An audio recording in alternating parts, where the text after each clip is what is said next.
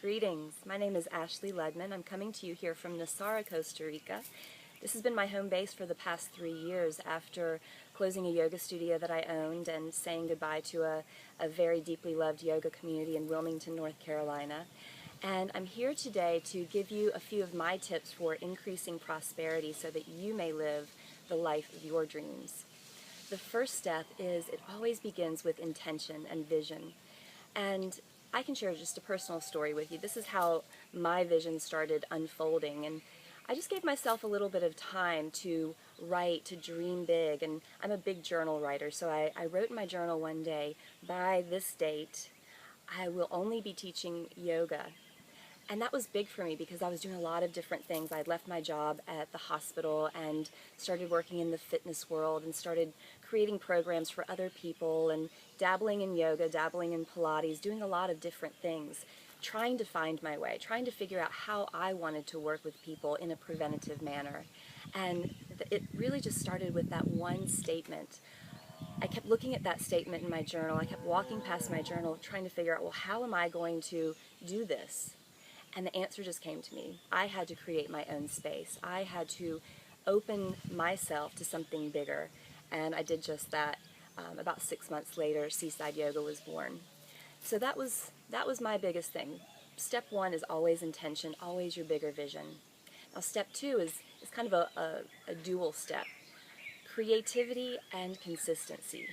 So we have to get creative with that vision. So my vision held for me using yoga as a therapeutic tool. That was my background before I became a yoga teacher. So I really wanted to bring yoga as therapy to people. So I started yoga as therapy classes. I started promoting my individual services as a yoga therapist, and it grew organically. The classes initially were some of the smaller classes on the schedule, but that's where the consistency comes in. If it's in your heart and you want to make this work, if there's a will, there's a way, then go for it and stay consistent with it. Stay with it for 3 months. 3 months is a great time frame to see, is this going to work for me? And if not, do I need to tweak it so that it will work?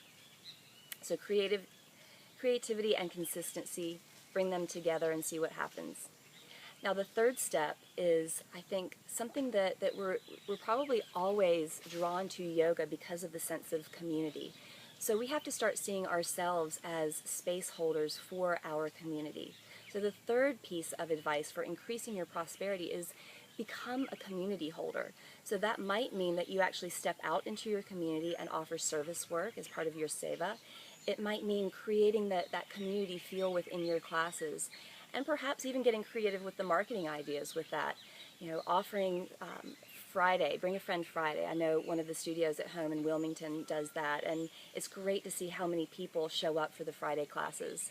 So those are my 3 pieces of helpful hints. These are some of the things that I've used to be able to live in Costa Rica and travel and just live the life of my dreams as a yoga professional.